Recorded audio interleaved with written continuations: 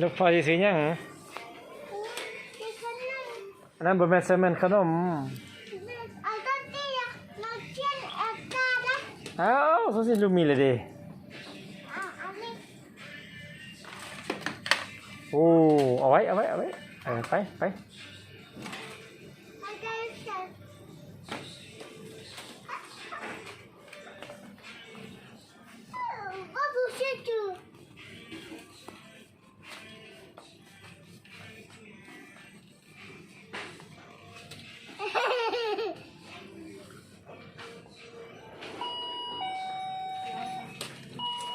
นั่นบ่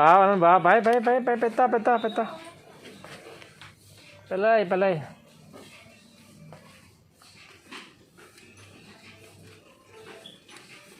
ปอยากกินข้าวแล้ว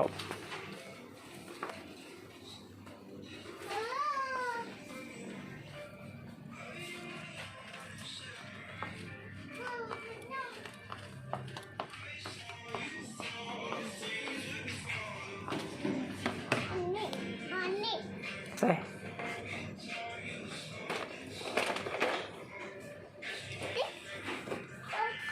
ตามเพิ่นได้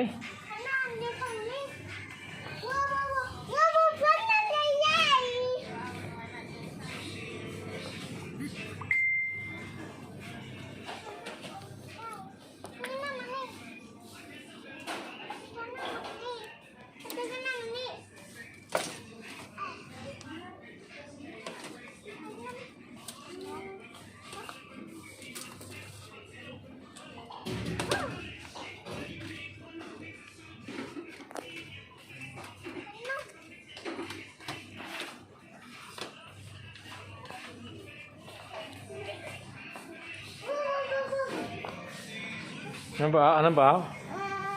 นบ่แซ่บอันนั้นบ่แซ่บลูกอันนั้นบ่เอาเจ็บแข้ว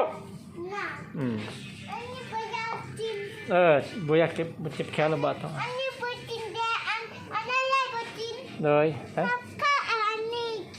เลยของเด็กน้อย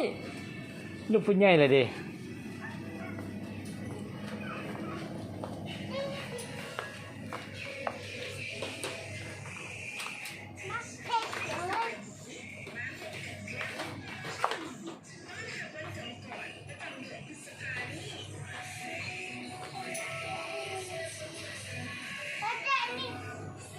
แซ่บบ่ใส่แซ่บดิได้แล้วบ่ได้แล้ว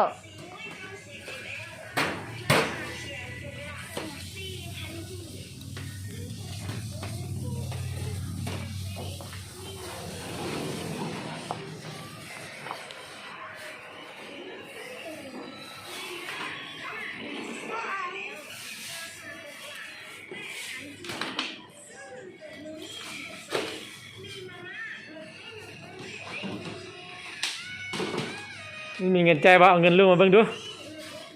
พอป่ะพอใจป่ะพ่อนี่เป็นแสบ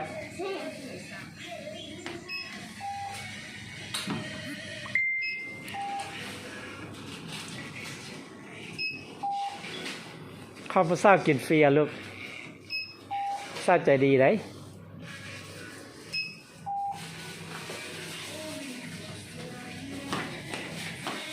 ขนมลูกเท่าไหร่ขนมลูกโอ้ขนมลูกพ่อเส้น37 ปน่ะ